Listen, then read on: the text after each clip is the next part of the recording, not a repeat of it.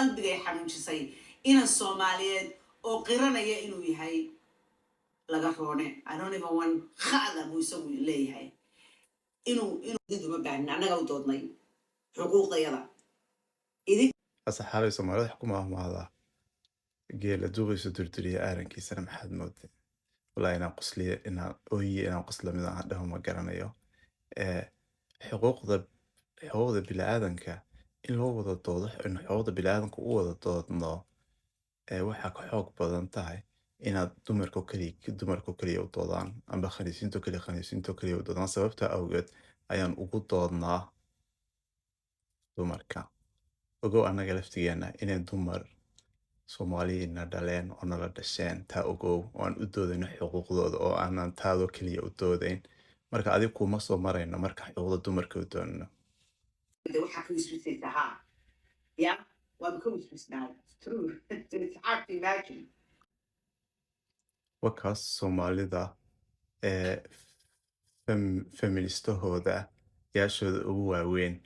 anoo qof bila aadan oo ilaahay sidoo abuuro kale abuuro sexually xuquuq siiyay ayay leedahay waan ka wiswisnaa dumarku ka wiswisaan ana waxaan su'aashan jawaabtan weydiiyay waxay tahay qof jilicsan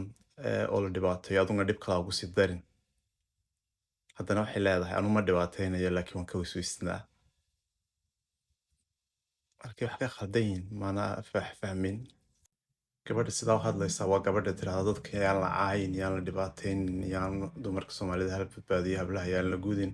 hablaha yaan la dilin hablaha yaan la khasbin waa gabadha sidaa u hadlaysa hadda aniga markaa way ogashahay in layga wiswiso wata xuquuqdeeda bini'aadamku bal ilaahay siduu ku halqeeg asxaabi dhegeysta siday rabtay inay sii bahdisho bal waxaan sameeyay siday ku ogaatay waxaan sariirta ku sameeyay siday ku ogaatay bal asxaabi dhegeysta siday ay sii bahdilayso waa ku galladay in adiga wax lagu doonto oo meel aan loogu talagelin wax ka soo baxaan wax la geliyo inna lillahi wa inna ilayhi raaji'uun habare bulshada LGBTQ+ Soomaalida waa dadka ugu suicidaliska badan leh waa dadka ugu maskaxda jireedka badan leh waa dadka ugu xanuunka badan leh markay iyadoo ay dhageystaan inta soo sacabka u tumeeyeen ay sidaa hadda leedahay haddii qof dhinto amba qof naftiisa dilo amba qof dhib soo gaadho amba qof maskaxda damage ka soo gaadho wallahi iyadaa ka mas-uula aan ku dhahay waataan leeyahay waataan ku lahaa aduuna ma inaad dhigay cabiyaashi ka mid noqotid baad rabtaa afkeeda kaga mid noqotay hadda hadalka ay leedahay beelaa oo ku nolol beelaa oo ku guri beelaa oo ku wax walba beelaa ma garatay marka waxa weeyaan dad la sii liido waa wadamadan galbeedka joogto cidid liidaa ma jirto khiyaaligaad isugu sheekaynaysaa bal inay been sheegaysaan idiin sheegayaa imisa LGBT Soomaaliya ayaa open ah oo la ilaaliyayo madaxa la saartay wadamadan Yurubka ka hadlayso wadamadan Yurubka intee Soomaali khaniisiina ku nool intee Soomaali khaniisiina open ah markii arrintaa ka hadlayso waxay iska dhigaysaa qof aan waxba garanaynin dadkan LGBTQ+ ka hadlaysa waa dadkan cadaanka dad Soomaaliya ma aha soo isku dhex khaldaysa cadaanka iyo Soomaalida siday maskaxdeena u khiyaanto ay rabtaa dadka doonaysa inaa buligaraysaan aad tirahdaan waana la maagay waana lagu duulayaa inna la laayaa la doonayaa beenawaas baa tahay waana beenawaasiin dadka keliya ee calankoodu institution kasta suran yahay waa idinka xageenu ku aragnay calan LGBTQ+ leedahay oo meel Soomaali leedahay suran amba qof Soomaali si tokfani intee aragteen asxaabay dadkan cadaanka weeyaan dadka ka sheekeynaysa bulshadeena Soomaalida kama hadlayso markay xuquuqda dumarka ka hadlayso bulshada Soomaalida ka hadasha Soomaaliya ka hadasha xuquuqda LGBT-ga markay ka hadlayso walaasheen waxay ka hadashaa reer Yurubka Soomaalida LGBT-gooda kama hadasho la soco warka idinka dhaxaysaaye maxaad u advertise garayn dadka kale ma advertise garayaanoo dadka sanka kama marmariyo wixii aad baad ugu mahadsan tahay inaad hadalkaa dhehday walaa ku farxay markaan dhageystay waxaan dadka sanka uga marmarinaynaa inaad yaqiiqsoodka naga daysid baan rabnaa inaad xuquuqdeena ilaahayna siino amaan siisid baan rabnaa oo sidaad sexualkaaga ugu fahamtid aad ugu raaxaysatid aad ugu nooshahay haddaad heterosexual tahay si lamidaa rabnaa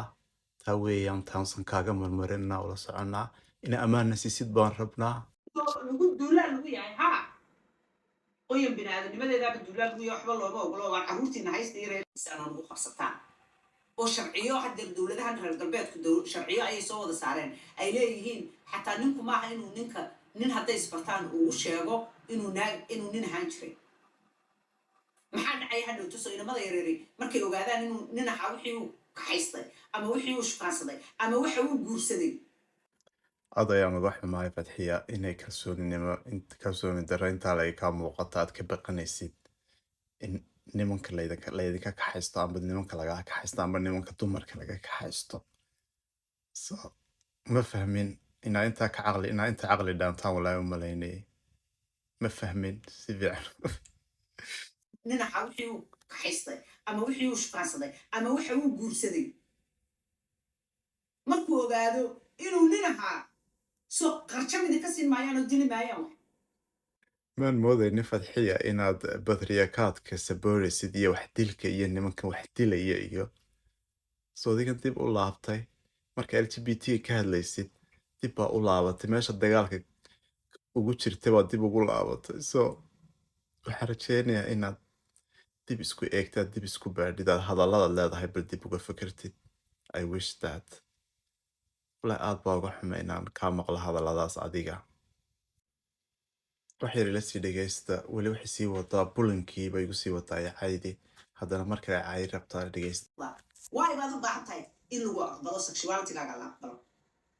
because adiga is aqbalin because adaa dhiib dhaa waxaad ogtahay inay idinka og in waxay ku yihiin iyadani weydiin bay charge garaynaysaa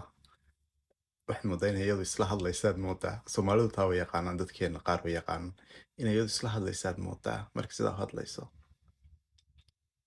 way charge garaynaysaa iyadaa isku jawaabaysaa. So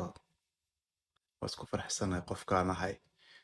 maxaa dhibta inta leegi geliyaan 40 sanado dagaalka ugu soo jiray haddaanan rabin qofkaan ahay inaan noqdo aad baan ugu faraxsanahay qofkaan sababtaa darteed bay awood u haystaa inaan maanta halkan soo fadhiistaan ku dhahdo qofkaan ahay baan ahay oo waad ku khasbantahay inaad accept garaysid qofkaan ahay aflagaadadaada iga daysid.